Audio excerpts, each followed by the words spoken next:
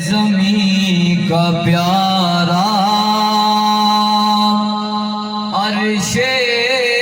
بری کا تارا دونوں جہاں کا دولہ دونوں جہاں کا دولہ محبوب ہے ہمارا اہل زمین کا پیارا عرش بری کا تارا بے آسرا نہیں ہوں سن لو جہان والو بے آسرا نہیں ہوں سن لو جہان والو وارث میرے نبی ہے میں نہیں ہوں بے سہارا اہل زمین کا پیارا عرش بری کا تارا وہ جب بھی مسکرائیں تو دیواریں جگمگائیں شمس و قمر میں بھی ہے وہی نور آشکارا اہل زمین کا پیارا عرش بری کا تارا دونوں جہاں کا دولہ محبوب ہے ہمارا الحمدللہ تعالی اللہ جل مجدہ الکریم کی حمد و ثنا کے بعد حضور نبی اکرم فخر بنی آدم آقا نامدار حبیب پروردگار اللہ کے پیارے امت کے سہارے رب کے محبوب دانائے وجوب مالک رقاب امم فخر عرب و عجم والی کون و مکان سیاہ لا مکان سرنشین محبوشہ نیر تاباں شہنشاہ حسینہ کہو سبحان اللہ یہ حضور کے وہ القاب ہیں خدا کی قسم ایک ایک لقب پر جان دینے کو دل کرتا ہے نیر تاباں شہنشاہ حسینہ تتمہ دوران سر خیل دہرہ جمالہ جلوہ صبح ازل نور ذات لم یزل باعث تمکین عالم فخر آدم و بنی آدم نیر بطہا رازدار ما اوہا شاہد ما تغا صاحب علم نشرہ معصوم آمنہ احمد مجتبہ جناب محمد مصطفیٰ کوئی زبان خاموش نہ رہے محبت کے ساتھ باواد بلند کہہ دیجئے صلی اللہ علیہ وآلہ وسلم کے حضور ہدیہ درود و سلام کے گلدستے پیش کرنے کرانے کے بعد قابل صد احترام و قابل عزت واجب الاحترام میرے برادر مکرم زینت القرہ فخر القرہ نجم القرہ استاد القرہ جناب قاری محمد جاوید الرحمن مہروی صاحب دامت برکات و ملالیہ اور ان کے ساتھ جلوگر ہیں قبلہ پروفیسر صاحب جو ہمارے اس وقت مہمان خطیب ہیں ہم سب ان کو دل کی اتھا گہرائیوں سے اپنے علاقے میں آمد پر خوش آمدید پیش کرتے ہیں اور آپ کے ساتھ جو قبلہ تشریف فرما ہیں یہ بھی یقیناً قابل دید ہیں ہمارے لیے اور جو آپ سب ہیں جو بھی حضور کا غلام ہے آپ کے بارے میں میرا یہ جملہ ہے جو بھی حضور کا غلام ہے ہمارا وہ امام ہے ہمارے سر کا تاج ہے میں اپنی گفتگو کو سمیٹتا ہوں دو تین حدیث مبارکہ آپ کے گوش گزار کر کے انشاءاللہ قبلہ قاری صاحب کو میں خود ہی دعوت دے دوں گا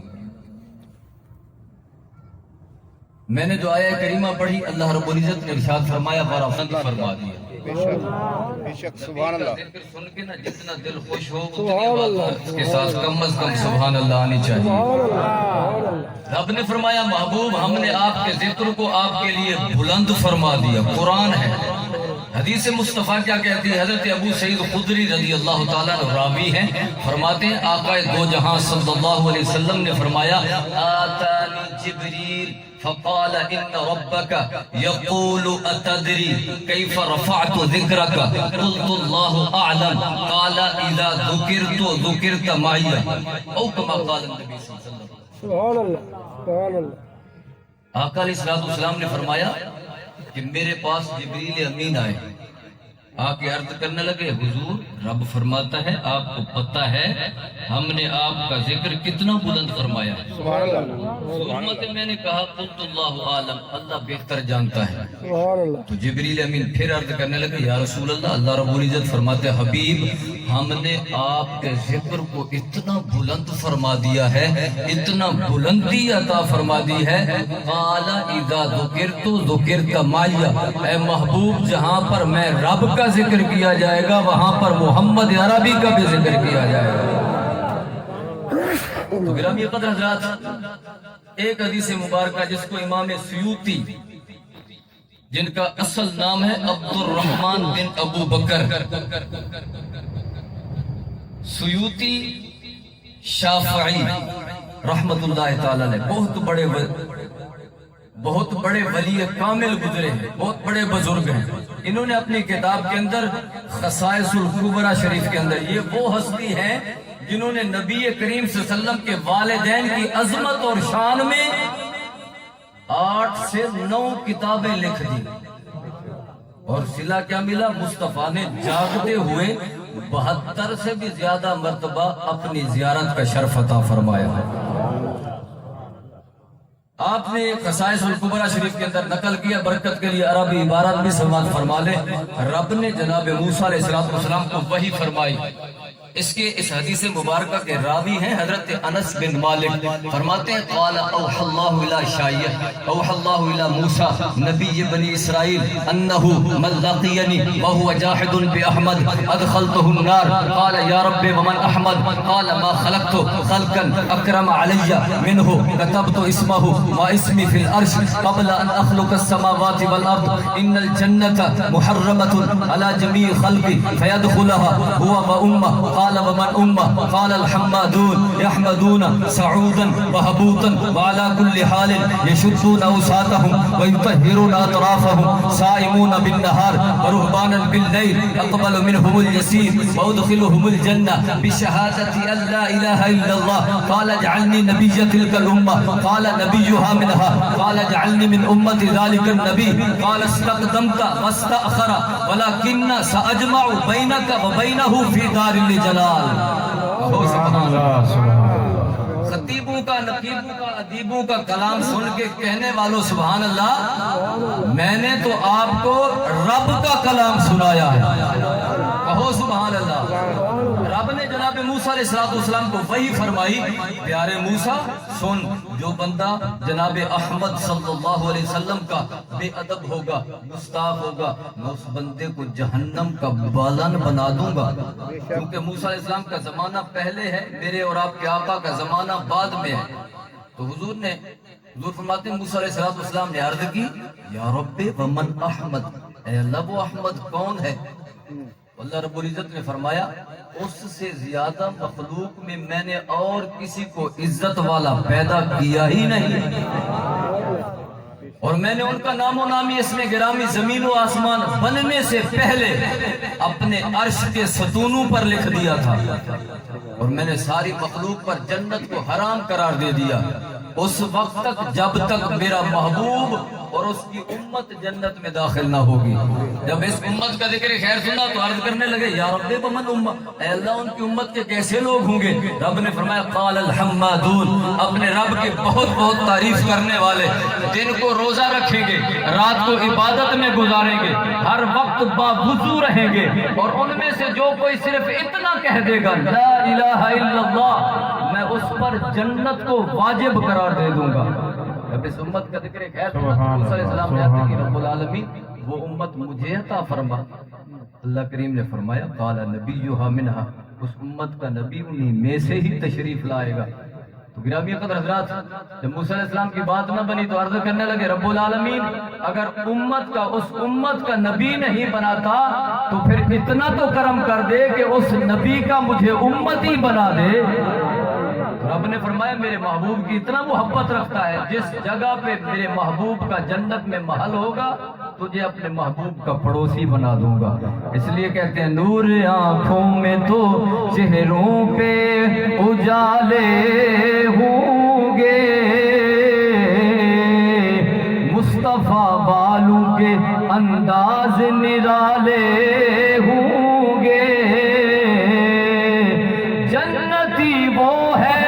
جنہیں ان کی شفاعت پہ یقین، وہ جو منکر ہیں جہنم کے حوالے۔ آخری ایک واقعہ امام محمد کا مختصر ہے، چھوٹا سا، سماعت فرمائیں۔ امام محمد رحمت اللہ تعالیٰ علیہ بڑے حسین و جمیل تھے، بڑے خوبصورت تھے۔